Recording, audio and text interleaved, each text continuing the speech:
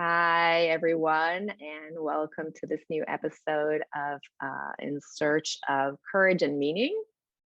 At least for now, it's the name. I'm Abby of Abi Keene Healing. I'm a healer, body worker, and mainly a fellow being searching for meaning in this crazy world. And on my path, I'm having so much fun going around and asking other fellow beings about their life and their meaning and their courage. And today we have Hugh McElyea. Hope I said it okay. Thank you so much for coming and joining me and being willing to talk. Thank you, Abby. And so the way I'd like to start is to ask you, how would you like to introduce yourself? Yes, that's a great first question.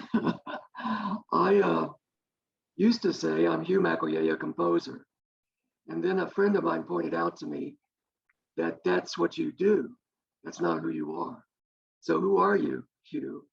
And I thought about this because it's a question that most people don't really go into. And I came up with, I'm a man still in search of who he is. And so it's a lifelong process. And at 77 years old, I describe myself as being in the late autumn or the early winter of my life. And so I now, looking back, realize there are advantages for becoming an elder person. Because when you look back, you see an arc that you can't see in those middle years, when you feel like you're wandering around in the wilderness. And literally for 40 years, that's what I experienced. And so I am who I'm becoming. Lillian Hellman wrote a book called The Unfinished Woman. And if I were to write an autobiography, I would call it The Unfinished Man, because I think we're in the finishing process up until we're no longer here. And so that's what I offer as my introduction to myself. I love it so much. And so would you mind saying more about what the wilderness felt like to you, or what was the wilderness to you? And also, do we actually get to be finished? Never. You're never finished. That's why it's an unfinished man. And so I think that the first 3 to 5 years of your life are such a important starting point. And a lot of what you do for the next 50 years of your life or more is pulling together maybe some of the cards that you felt were removed from the deck. And so that's not necessarily a negative thing. It's a karma, it's a fate, it's whatever you do with that. And my feeling is that the process of what was missing became the catalyst for the creative part of life, as I'm a composer. So I turned to music at 5 years old when I was first put on the piano bench. And that became my survival technique, my escape, but the beginning of my creative spirit. And so it's the wilderness was much more in this world experience, whereas the world of creating music and composing music became the bridge to give me that security that I needed to go through that wilderness and begin to come out at the other end.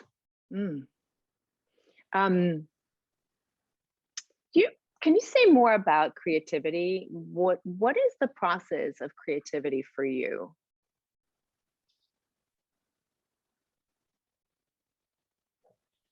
Well, I think it's an intuitive leap.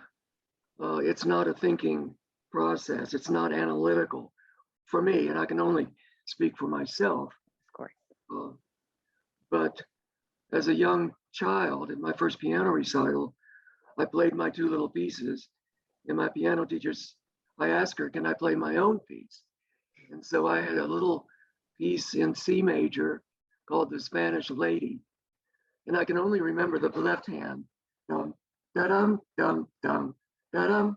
And so that was the first effort to create music from scratch.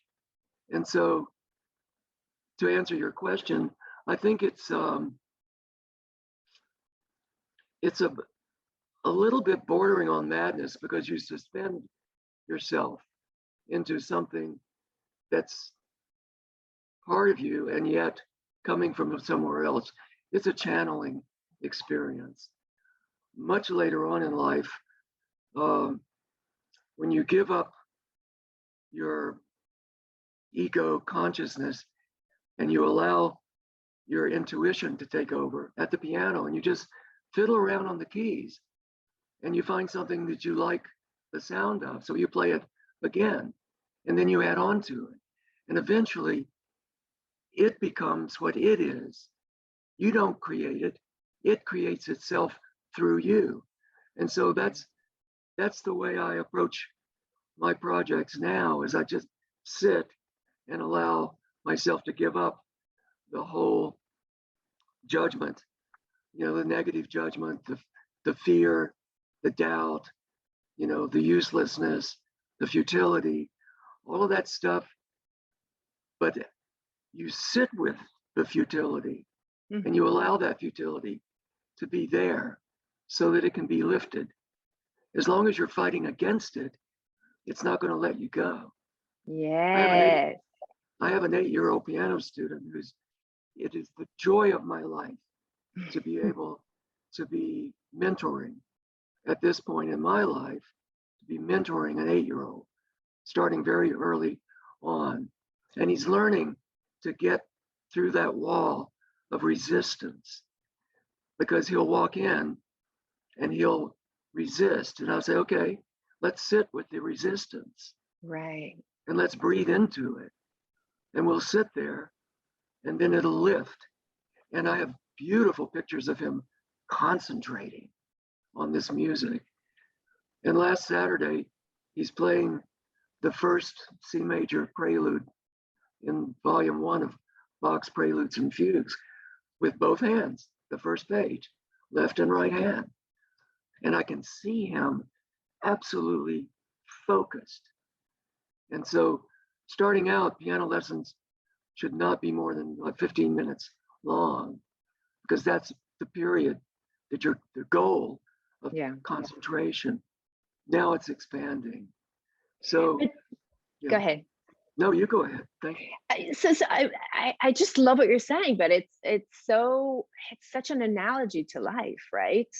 Exactly. It sounds like when you're composing, or the way you're mentoring this kid, it's to sit with this thing that is, rather than try to push it to the side and like climb on top of it or bypass it.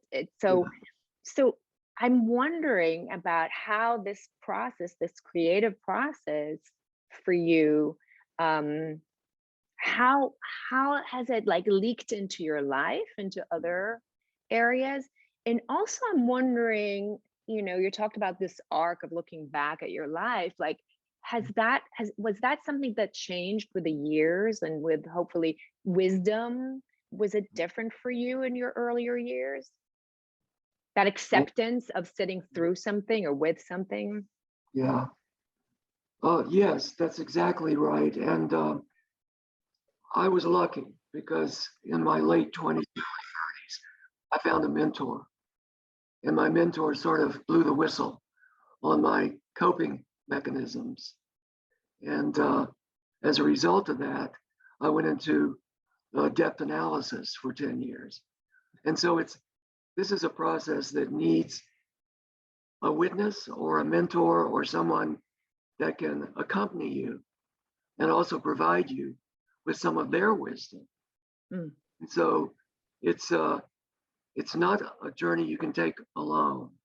I think it's a journey that you need companionship with. And the application of the creative process was very late in actually coming into my life, because I was using the creative process as a means of compensating what was Escape. not going on in my life. Mm. And so I can't now compose out of compensation, because my mentor once said to me, one of the most important things he offered was that, Hugh, until your life becomes your music, whatever you compose will mean nothing, even if you make it to Broadway, which was my original sort of youthful goal, was to become the next Sondheim. Did not happen. But in the process of it, the more important thing happened was that my life actually became my music. And that's where my mentorship plays into the process of an 8-year-old. Mm. That's a blessing. That is, sounds, yes, it's such a blessing. And I'm wondering if by my life become my music, I don't know, just the sense I'm getting right now is when you are willing to kind of stand vulnerable and open and be seen, like let something very deep in you be seen and come through into your music, so that you're not composing from your mask, so to speak, but you're composing with your heart. Is that what you mean? Yeah, not just composing, but living in relationship, you know. And I think that that's the wilderness. To go back to mentioning the wilderness, that was a very protective place. And one of the advantages of getting older is that because of your consciousness of your mortality, you become fearless, you become transparent, you become open-hearted. And it just, what I'm finding is you become a magnet to allow other people to become fearless, transparent, and open-hearted. And so that's the music. It's the music that happens between you and the grocery store clerk. It happens, you know, anywhere that you go with strangers. That brings joy, not just meaning, but it brings joy into your life, because you really are one with the other, whether it's a stranger or a friend, you know. And that's why living longer is a blessing. Yeah, yeah. As your body falls apart, you fill it in with that spirit of generosity, of you give it away, you pay it forward, you allow it to be out there. Because again, like composing music, what is out there is coming through you, not coming from your ego. Right.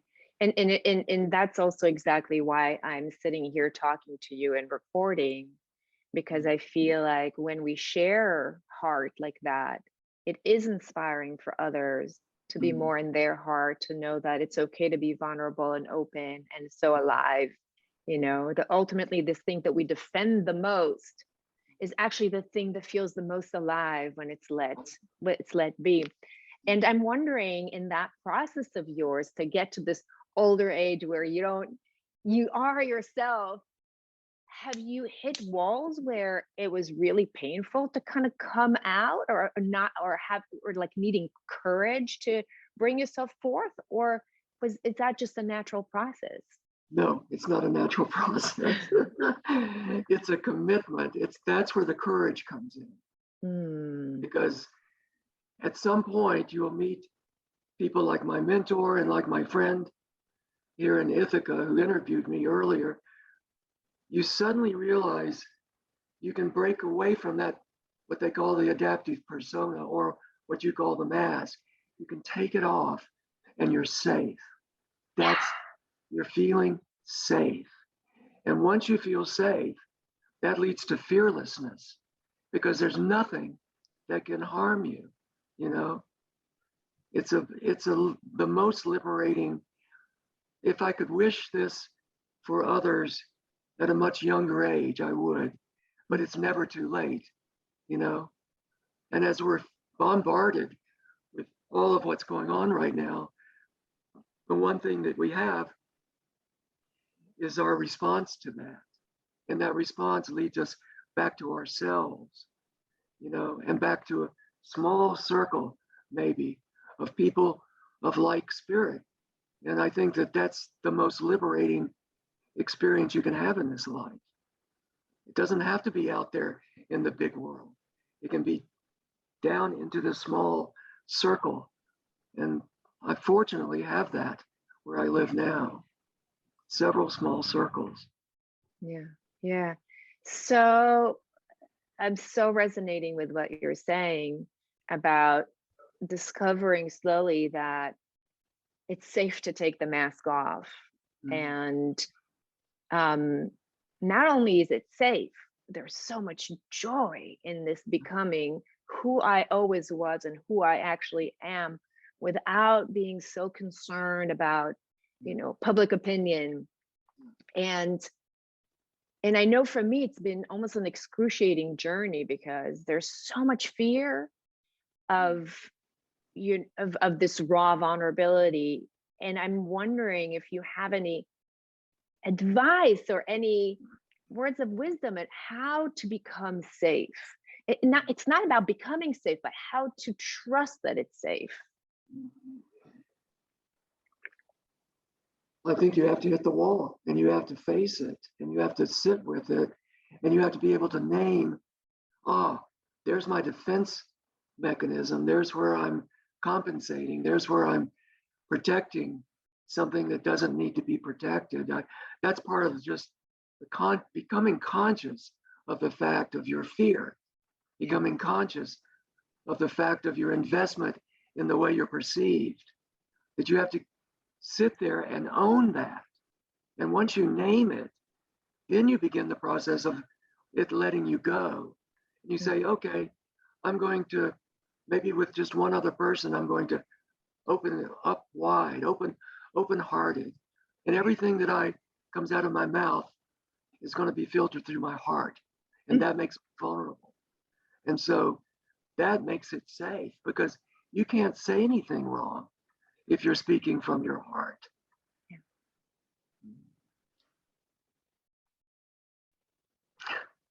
Yes, such a big yes, and I feel like, thank you for affirming that in me too. It's such an important reminder in my life. I come to this place, and then I go back to hiding. I come to this place, I go back to hiding.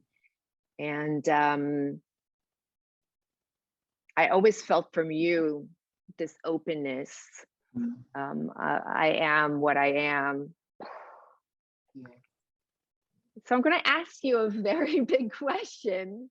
Okay. And throw you into the deep end. But when it comes to meaning in life, in this very strange journey of being born and living and dying, for you, what do you feel like it's about?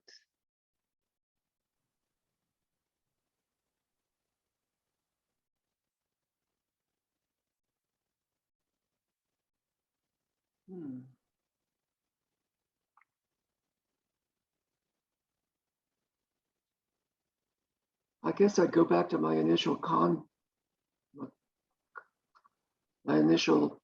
intro statement, that life to me is about the evolving from 5 years old on into becoming who you are. They call that individuation. You become the individual that you were born to be.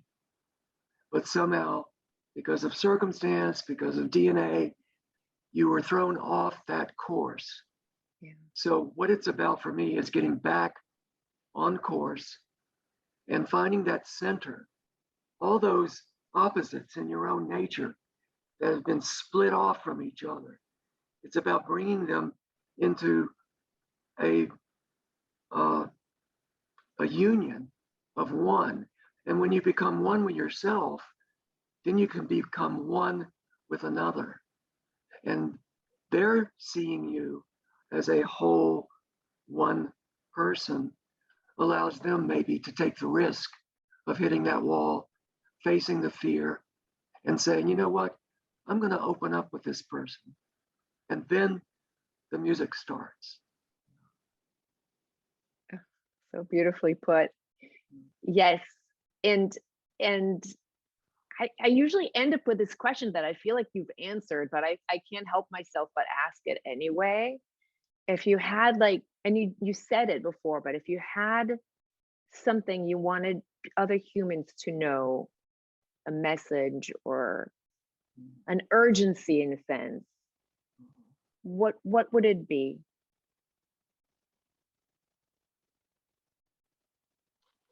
Face the wall consciously. Everyone has it. There's not a human being in the world that doesn't hit these obstructions over and over and over and over again.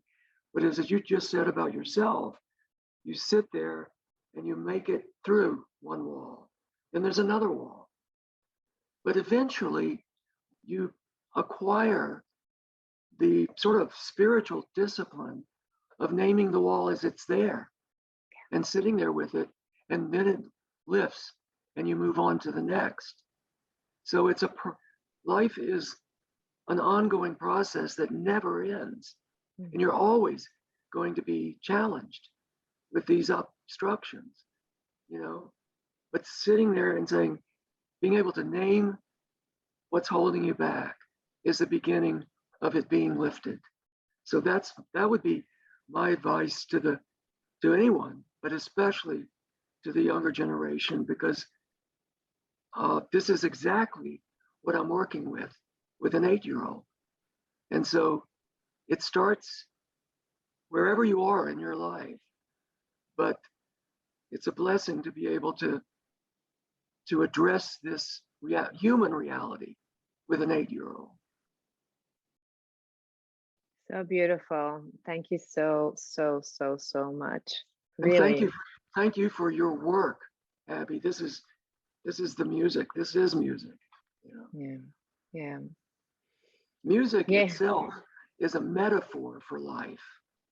And so what we're trying to do is that, I once said, you think of all the divisions and ego and dysfunction we have in our culture. Go and listen to a symphony orchestra of 105 musicians, all each playing a separate instrument, separate identities, separate individuals, and yet they become one whole piece of music. So I think that is a metaphor for us to try and bring into the world, into any organization, corporate world, field of education, medicine, all of them. We become one instrument in a much bigger piece of music. And without each instrument, that music can't happen. And let the strings of our hearts vibrate together, resonate together. Right. Well, thank you so much for letting me put you on the spot today. And thank you anybody who joined us. And to be continued. Thank you. Thank you.